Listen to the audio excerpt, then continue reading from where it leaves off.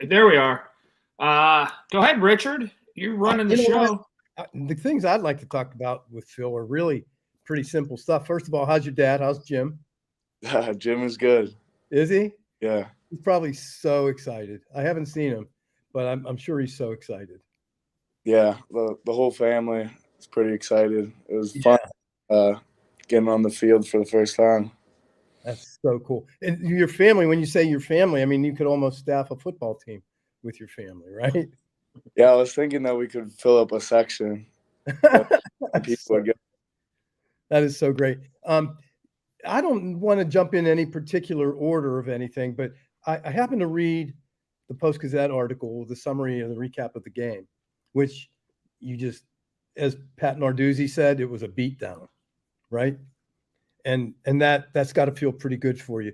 But reading that article, when you referenced a couple of times, and I thought people that watch this might not really understand some of the things, the technical parts of the game. So when you say you went through your progressions, right? You hit 8 different receivers and you went through all of your progressions. Can you tell us what that means exactly? I mean, I've got Chelsea and Hannah sitting here, and for somebody that wouldn't know, what does that mean? Well, yeah, the majority of our plays are progressions. So you have a starting point, a starting receiver, a route, and it's all tied to the quarterback's footwork. So, if that first progression or the first receiver is not there, then you have a second answer, and your footwork will reflect that. It reflects what you see. So, Coach Ignetti, he drills it a lot. But it's all based on what the quarterback's seeing and the footwork. But what's interesting to me is, and I've seen NFL comparisons and not necessarily college, but I'm assuming it's pretty similar. They say that the ideal time to release the ball is what? Is it 4 seconds or 3 or something? I think it's around like 2.5. 2.5 seconds. Yeah. So you do all that in 2.5 seconds. To me, it's just amazing. It's just an amazing mental game. Yeah, I think, we practice a lot. we practice it a lot. And I think the key really is figuring out what you don't have pre-snap. That you're able to eliminate certain routes. That's how you play quickly. So you're saying based on what defense you're seeing? Yeah. Okay, so that's really interesting. Colin, you had something. Yeah, Phil, from a wide standpoint, you go through all offseason, you go through the conditioning and all of that kind of stuff, especially from a quarterback standpoint, but really any football player standpoint. How good is it just to get into the template of, we do this on Monday, we do this on Tuesday, we do this on Wednesday, we play on Saturday. Like the game week stuff, now that it's here, this is what you live for, and how life is a lot easier, right? Yeah, it's better. Because when you're in camp mode, you're seeing the same defense every day, and so it's fun going week to week. Game planning is fun. We're in here today. I'm in the wide receiver room right now. We were watching film, and that's really fun to pick apart a defense and see how you can attack them. Yeah, and to be programmed to do that, I guess you kind of learn at an early age, especially when you get pulled aside and you become the quarterback, how important it is. You got a couple minutes to celebrate, maybe 24 hours to celebrate, then bang. You can't really think about it too much because you got to prep right away. You have to install the offense. You've got to do all that kind of stuff. So once you get in that mode, it is just you get churned through week to week, right? Definitely, and I think it can beat you down if you're not able to take some downtime, being able to regroup. And like you said, the coaches will tell us that you got 24 hours to really celebrate the win, and then it's time to move on because it takes a full week of preparation to be ready. It's just amazing to see, because I know last year there was a lot of talk about not getting the tight ends involved in the offense as much. And this year, it seems from game one that you're pretty aware of that, and you've already made a change in that direction. Yeah, I think most college teams don't really use the tight end a whole lot. Like they might use them to block, but in terms of attacking defenses, I think this offense is the best for the tight end. Take me. Go ahead. Colin. Take me through something from a maturity standpoint that forget football, like in experience and on the field and games played. You're in sometimes I guess you could be maybe 6 years older than some of these kids, just from a personal standpoint. And you have to remember when you were 18 and you were just out of high school. How is it dealing with kids and just having to be just a leader by default because you are older than them? Yeah, definitely. You try to help out the young kids, and for the people who don't do that, I'm just shocked at this point. Like, how can you be mean to a 17-year-old, 18-year-old coming out of high school, just learning the ropes? But it's hard to play, I think, early. It's really difficult, especially if you don't leave high school early, just coming in as just getting the summer and rolling right into the first season. I can see now how difficult it is to play early.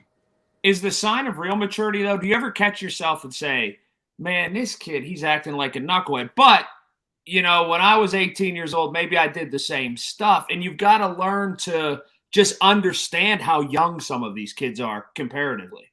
Yeah. Yeah, you know that. And you don't want to you got to cut them a little bit of slack because they're going to make mistakes. But I think just make the mistakes 100%, 1,000 miles an hour as fast as you can. That's the biggest thing I think the coaches are looking for. Who's going to play hard and who's going to be coachable. Yeah. The one thing, though, Colin, to your point and to Phil's point about, not being mean or anything and being mature and providing a different level of leadership, I got to tell you, I know this young man from before in his high school days at Pine Richland. He hasn't changed. He was that leader then. He's a quiet leader who commands respect. And I don't think, Phil, do you agree that you haven't really changed that much from then till now in terms of just your maturity level? I appreciate that, but I think I'm a lot more experienced. Right. From a game standpoint. Yeah. But the game itself is the same. It's bigger, faster guys, but a lot of what we did in high school carries over. A lot of the traits that you want to see from your teammates, all that carries over. Yeah, and that's what I see in you. When Jim comes knocking at my door on Halloween for Schultz Ford chocolate candy, and we take our 2 minutes talking about you, I always talk about what a fan. I'm your number one fan, so let's not ever forget that. Well, thank you. And my son, of course, I always tell you about my son, Richie. Yeah. What do you say to people? I'm interested at this, especially from the quarterback position. And I tell people this all the time. They who say, well, football isn't as physical anymore. Well, okay, go stand on the field and watch a game and be up close and tell me it's not physical. Tell me what you say when you hear that it's basketball on grass now and it's just all spread. It's not physical. What do you say to that? Yeah, I would dare some of those people to take a shot to this pocket and take a shot from these guys are big. There's 300-pounders coming after you. And I think the game's gotten more athletic, that guys overall are more athletic, stronger, faster. But we were talking about it. We were a bunch of us were watching even the Florida Gators documentary on Netflix and how they hit back then. Like it's definitely changed. I think for the better. The guys aren't going head to head, and there aren't those complete knockouts. But yeah, you can see it even from the early 2000s to today. It's a different game. Yeah, it's the speed and the conditioning. I mean, there's just using all the technology to be able to get to those levels. I mean, man, these guys are so conditioned. Like you said, Colin, just stand on the sidelines. Right. You don't even have to take a hit. Just stand there and listen to those pads hit. I mean, I'm running. I'm so glad I'm so old. I didn't play in today's world, and I'm glad. But I don't think you can take it out of the game. It's always going to be a physical game. Yeah. And even in training camp, we try to limit how much we go live, but you still need to go live. You need to hit and tackle a little bit to be ready. Is that well the thing? Because receivers could always run, running backs could always run, quarterbacks could always get out of the pocket and go. What's the thing that's scary to you? Is it the outside backers that have grown so big? Is it the rush ends that are 294 pounds and run like a receiver now? Do you ever look at somebody and go, "Oh my gosh, I can't believe that he's that athletic"? Or is it the tight ends? Like, what position do you think has shown the most growth over the past decade or so? I mean, I think they've always been freaky, but the DNs keep getting better. Like you've got so many DNs in college football that can run like, well, I mean, maybe not a ton, but you see like the top level DNs who are running 4.4, 4.5s, and also 260, 270, like just built. And that's hard to play against. That's why I think the difference in running as a quarterback in like college compared to the NFL, it's different. There's only a few guys that can really run in the NFL. Well, yeah, like I remember the old Pitt teams, like Julius Peppers came in and played, and people were like, "Oh my gosh!" Now everybody got a guy that's built like Julius Peppers. It seems like, like there's a guy that's that height and weight that can run like that. That's the scary part. That everybody has a dude on the edge that can run, and that'll knock your head off if he gets there. So. It's Phil, totally nuts. If I'm not mistaken, I think you had a pretty long run on Saturday, 20 plus yards. Is that right? Decent run, yeah. Yeah. When do you decide to pull that ball down and just take off, or was that a called play? Yeah, it was a called play. So we were reading the end man on the line, and you just really look for their shoulders, and he turned his shoulders and was running at the running back. So it was a pretty easy read, and then there was nobody out there, so I wasn't touched on that play. Oh, that's great. I saw you said that, and you gave tribute to your offensive line a lot. Yeah, it's pretty fun. You're very exciting to watch. I'm so excited that you're here in Pittsburgh putting on that blue and gold. I just love it. I'm so happy you're here. I've got one last thing, and I think I asked you this before a couple of times, but it's an ever-evolving question. How do you make sure that you stay within the concept of your team? Because your team has to have success, but also make no mistake, this is a series of combines for Phil trying to get to the next level. Like, you're trying to marry those two things this year, aren't you? Mm-hmm. Is that tough at times? Because you don't want to be seen as an individual, but you're trying to accomplish individual goals too. Right, and I think that the team wins, we're all going to be high up there, like have a chance at the next level, because the team success determines the individual success, and vice versa. So I think there's no reason to focus on that. Like, I'm just worried about doing the best that I can every game, and we'll see what comes from it. But getting ahead of myself is just there's no good in that. Yeah, I agree with that. It takes care of itself. The individual takes care of itself, I would think, just like anything else, any other competitive sport. And the individuals shine, and the team is what makes the success. So, so I'm really excited to see you here. I can't wait. Do you have any feelings about Saturday's game?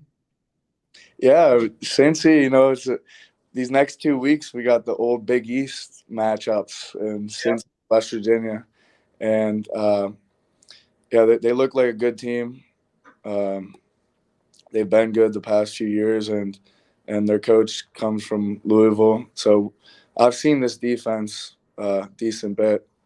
But, it's going to be fun just because I was – like, as a little kid, you watched those Pitt versus Cincy games, and there were some good ones. This one's coming. It's coming. It's only 4 days away, and I'm excited for it. I can't wait to see it, Phil. So we love you, obviously. All of us here love you and embrace our relationship. So call in too? Yeah. Oh, yeah. Absolutely. No, Why I was wouldn't I? well, he's harder to please. I'm easy. Yes. Right. That's So, great. Oh, that was great. I love it. no, I love you, Phil. You know that. I have for a long time. You're my guy. I always love talking to you guys. I appreciate it. Thanks, Phil.